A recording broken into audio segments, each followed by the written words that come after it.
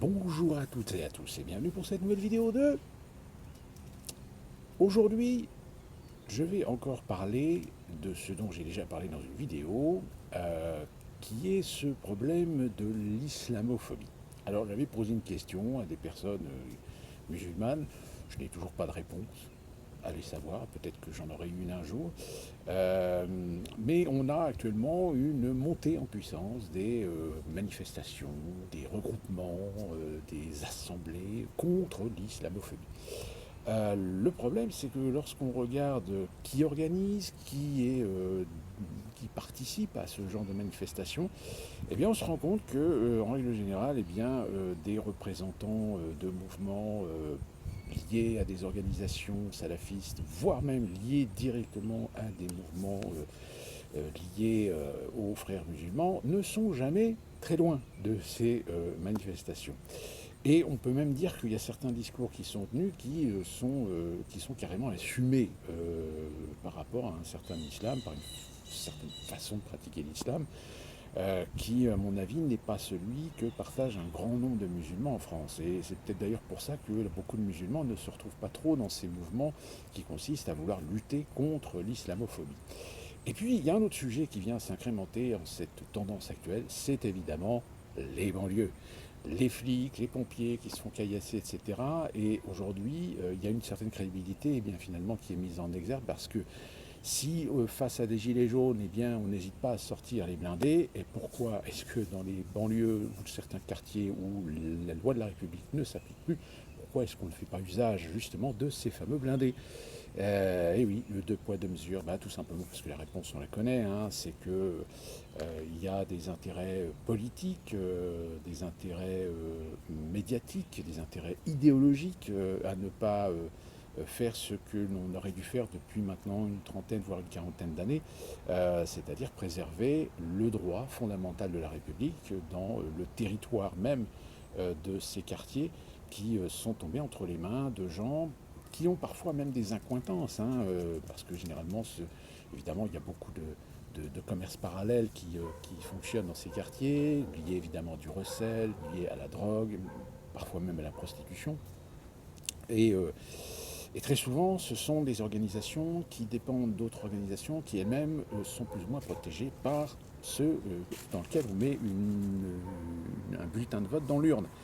Soyons clairs, il y a des protections, il y a des protections que ce soit de la part d'élus, que ce soit de la part d'administration, que ce soit de la part de préfecture, que ce soit de la part d'officiers même de police judiciaire ou de police en général, ou même de gendarmerie, ce que vous voulez. Euh, voilà, il y a des incointances qui fait que bah, il y a certains quartiers où il n'y a pas d'intervention.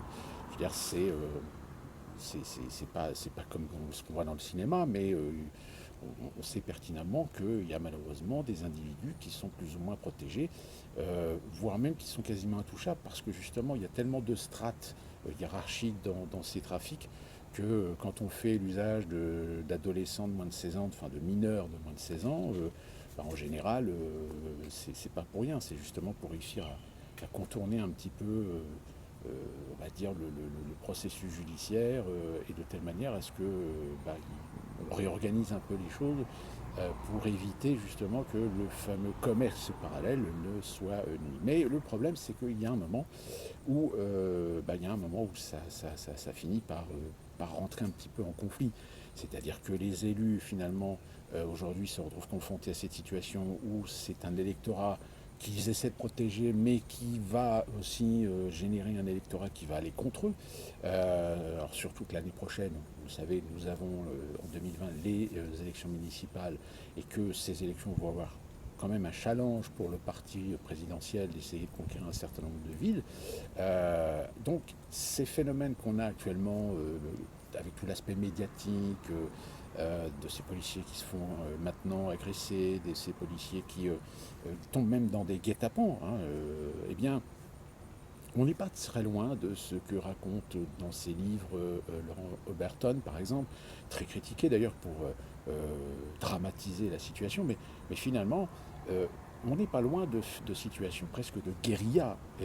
Je rappelle que la guérilla, qu'est-ce que c'est la guérilla? Eh bien, interrogez des Américains qui ont fait l'Irak ou l'Afghanistan, eh bien, ils vous diront ce que c'est que la guérilla. La guérilla, c'est simple. Vous ne pouvez pas se faire 100 mètres dans une rue et voir une multitude de civils autour de vous et de vous dire que parmi ces civils, il y en a qui peuvent très bien se faire sauter, qui peuvent très bien vous tirer dessus, etc. C'est ça la guérilla. Y a pas, ce n'est pas des guerres conventionnelles. C'est ce qui a d'ailleurs souvent mené en échec un certain nombre de guerres parce que il y a un moment donné où on ne peut pas aligner tout le monde contre un mur et flinguer tout le monde comme ça on résout le problème. Mais non, on ne peut pas faire ça. Et bien dans les banlieues, dans les banlieues difficiles, dans les banlieues, ces fameux quartiers où qu'on appelle maintenant les zones de non-droit, eh bien c'est pareil, on ne peut pas faire des rafles. Attention, rien que le mot rafle, rafle, attention, là ça y est, ça rappelle des vieux souvenirs. Donc politiquement, idéologiquement, ça devient compliqué. Et puis au fil des années, l'intérêt, comme je l'expliquais tout à l'heure, l'intérêt politique, l'intérêt idéologique, n'est jamais très loin finalement du premier sujet qu'on a abordé, qui sont les musulmans. Bah oui, parce que dans ces quartiers, vous avez quand même majoritairement est peut-être un bien grand mot, mais vous avez quand même des individus qui sont liés de près ou de loin à la communauté musulmane, parce que ce sont des enfants, des petits-enfants, des arrière-petits-enfants d'émigrés maghrébins, soit issus du Moyen-Orient, et on a aussi, parce que peut-être que vous ne le savez pas, mais la plus grande proportion de musulmans en France, c'est quand même les Turcs qui sont quand même assez importants, et eux aussi ont des citoyens au sein de la société française qui sont connus et réputés pour faire de l'organisation criminelle. Donc, vous voyez, les choses sont plus ou moins liées, même si on essaie de bien faire des séparations. Le fait est, c'est que de toute façon, quand vous avez des incidents, comme on a eu récemment ce jeune qui s'est tué avec sa moto, alors c'était la faute de la police, parce que la police a essayé de lui barrer le passage, donc c'est à cause de la police qu'il est mort, etc. Oui, mais attendez, il y a un moment donné, on se dit, mais on mélange complètement les causes et les conséquences pour servir évidemment l'intérêt de chacune des parties, pour servir l'intérêt de chacune des idéologies. Les uns veulent démontrer qu'encore une fois de plus, c'est un jeune de banlieue avec une moto volée qui n'a pas voulu se soumettre au contrôle de la police et qui malheureusement il a déconné et il s'est tué. Et de l'autre, c'est la faute des autorités parce qu'elles font une pression sur évidemment les minorités, elles font pression sur, disons-le, sur les jeunes beurs, sur les jeunes noirs de quartier, etc. Et que finalement, s'il n'y avait pas cette pression policière, peut-être que ce jeune serait toujours vivant. Enfin, voilà, je ne vais pas refaire toute la schématique et toute la sémantique qu'on entend à chaque fois dans ce genre de situation. Le fait est, c'est qu'aujourd'hui, aujourd'hui, on est encore dans un cap, dans une étape. Mais finalement, peut-être qu'on va encore étouffer un petit peu l'affaire. Parce que quand on entend les discours, que ce soit de Castaner, que ce soit de Philippe, on se rend compte qu'ils ont un discours déterminé, mais dans le concret, il n'y a pas grand-chose. Je dirais même que c'est du vent, c'est du blablabla. Ça va être des lois sur lesquelles ça va être comment dire, je perds mon français, c'est grave. On va légiférer, on va légiférer sur des structures, sur des organisations. C'est la CIA qui est en train de surveiller. Et de ce fait,